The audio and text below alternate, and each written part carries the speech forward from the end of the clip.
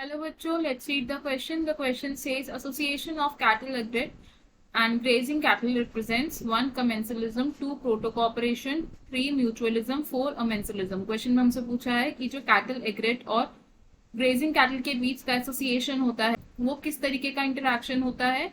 हमें चारों ऑप्शंस में से करेक्ट ऑप्शन को चूज करना है। उससे पहले क्या करेंगे, हम इस क्वेश्चन का की कॉन्सेप्ट समझेंगे। तो इन दिस क्वेश्चन हमारा की कॉन्सेप्ट होगा population interactions. Population interaction. Population interaction यानी कि एक पॉपुलेशन में दो ऑर्गेनिजम्स किस तरीके से इंटरैक्ट करते हैं। अब ये जो पॉपुलेशन इंटरैक्शंस होते हैं ये बेनिफिशियल भी हो सकते हैं ऑर्गेनिजम्स के लिए, न्यूट्रल भी हो सकते हैं और हार्मफुल भी हो सकते हैं। तो different types of population interactions कौन कौन से हो सकते हैं? They can be mutualism, commensalism, parasitism, amensalism, proto-cooperation,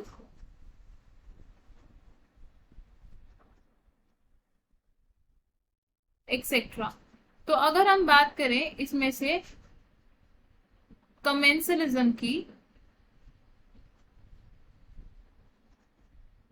तो कमेंसलिज्म एक ऐसा पॉपुलेशन इंटरैक्शन होता है जिसमें कि एक मेंबर को फायदा होता है और दूसरे मेंबर को कोई फायदा नहीं होता, ना ही कोई नुकसान होता है, यानी कि वो अनअफेक्टेड रहता है। तो one organism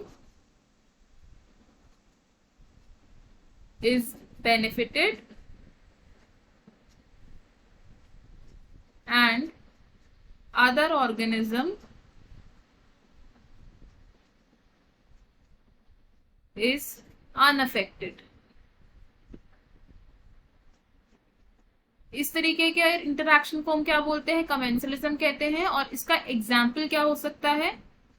example of commensalism can be the interaction between grazing cattle and एग्रेट cattle. Interaction between grazing cattle